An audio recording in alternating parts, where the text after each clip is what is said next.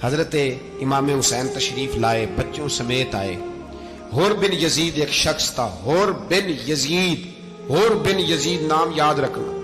حر بن یزید ایک مختصر سا لشکر لے کے اس نے امام حسین کو ایک جگہ پہ روکا، پھر دوسری جگہ پہ روکا، بالآخر تیسری جگہ پہ روکا تو امام حسین نے فرمایا جگہ کون سی ہے؟ کہا حضور کرب و بلا۔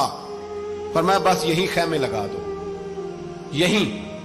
حضرت سیدہ زینب نے پوچھا امام حسین سے کہ سارے زمانے نے روکا ہے، ٹھیک ہے آپ حق پہ ہیں، یہ بھی سب نے کہا ہے آپ حق پہ ہیں، پر روکا بھی سب نے، آپ روکے کیوں نہیں؟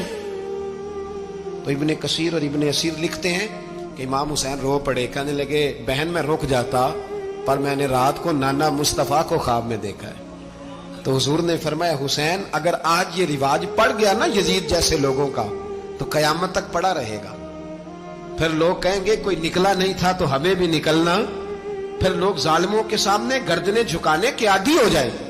میں کہتا رہتا ہوں، کہہ رہا ہوں، کربلا کی جنگ کفر اسلام کی جنگ نہیں، کفر اسلام کی جنگ نہیں کربلا کی، کیونکہ یزید تو بڑا پکا نمازی تھا، خطبہ دیتا تھا وہ تو۔ جب امام حسین رضی اللہ تعالیٰ عنہ نے کربلا کے میدان میں جمعے کا دن تھا تو یزید کے سامنے کو بات کرنی شروع کی عمر بن سعد کے سامنے، تو عمر بن سعد کہنے لگا حسین زیادہ باتیں نہ کر، ہمارا جمعہ لیٹ ہو رہا ہے، جنگ کے لیے تیار ہو، فٹافٹ آ۔ اہل بیت نبوت کو قتل کریں گے اور قتل کے بعد پھر نماز پڑھیں گے اور پھر کہیں گے اللہم صلی علی محمد وعلی آل محمد، اسی نماز میں پھر درود بھی پڑھیں گے۔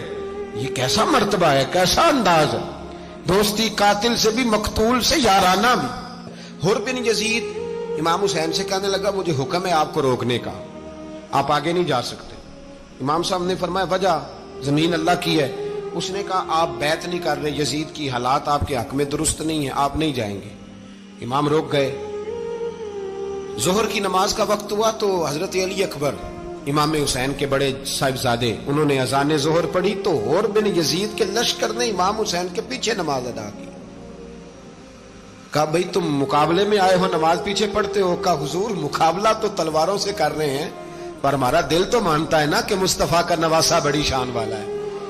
حر بن یزید نے 3 نمازیں لشکر سمیت امام حسین کے پیچھے پڑھی ہیں، 3 نمازیں، ظہر عصر اور مغرب۔ پھر امام حسین کے سامنے شرائط پیش کی کہ آپ کو یہاں گھیر لیا گیا ہے، یہاں آپ بیعت کریں گے، یہاں جنگ کریں گے، 2 ہی باتیں۔ امام حسین نے فرمایا نہیں بھائی بیعت تو میں نہیں کرتا، اس کے علاوہ تم جو کہتے ہو میں کرنے کو تیار ہوں۔ اس نے خط لکھا، عبید اللہ ابن زیاد کو ایک بندہ دوڑایا پیچھے، کوفے چند میل پہ کوفہ تھا، کہا وہ نہیں مان رہے، کیا کرنا ہے؟ تو حسین ابن علی ہے، میں زیادہ دیر انہیں روک بھی نہیں سکتا۔ انہوں نے پیغام دیا حر بن یزید کو کہ کرنا کچھ بھی نہیں، ان کا پانی بند کر دو، بلیک میل کرو، کھانا پانی نہیں ملے گا، چھوٹے چھوٹے بچے ہیں، خود ہی مان جائیں گے۔ حضرت امام علی مقام کے بارے میں حر کے پاس جب یہ پیغام آیا تو حر کہنے لگا میری طبیعت نہیں مانتی حسین پر پانی بند کروں، دل نہیں مانتا۔ جب یہ لفظ کہے نا دوبارہ تو پھر عبید اللہ ابن زیاد نے عمر بن سعد کو 10,000 آدمی دے کے بھیجا، کہا حر بن یزید لچک دکھا رہا ہے حسین کے حق میں۔ ایک رے کا علاقہ تھا، بڑی وہاں فصل ہوتی تھی، لوگ کوشش کرتے تھے وہاں کا گورنر بننے کی، کوشش کرتے تھے۔ تو عبید اللہ ابن زیاد کہنے لگا تمہیں رے کی گورنری ملے گی، سب سے سرسبز و شاداب علاقہ، تمہیں وہاں کا گورنر بنایا جائے گا اگر حسین کے خلاف لڑو گے۔ یہ اتنی زبردست ہوتی ہیں گورنریاں کہ گورنریوں کے لیے لوگ نسل رسول کے خلاف بھی نکل آتے ہیں، یہ اتنی تگڑی ہوتی ہیں، اتنی جلدی وفاداریاں بدلتی ہیں۔ امام حسین کو روک لیا گیا، عمر بن سعد نے روک لیا۔ 1 محرم کو امام آئے، 7 محرم تا روکا گیا، 7 محرم کو پانی بند کر دیا۔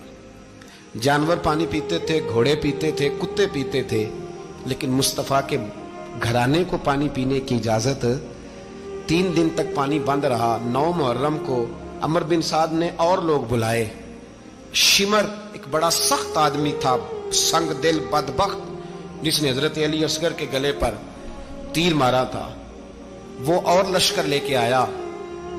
رات کو کہنے لگا امام حسین رضی اللہ تعالیٰ عنہ سے کہ بس بڑا ہو گیا، یہ 9-10 محرم کی درمیانی رات، یہاں آپ جنگ کریں گے یا آپ بیعت کریں گے، 2 ہی باتیں۔ امام حسین اندر گئے، سیدہ زینب سے مشورہ کیا، باہر آئے، فرمایا بات وہی ہے جو پہلے دن والی ہے۔ او بھائی بچے ساتھ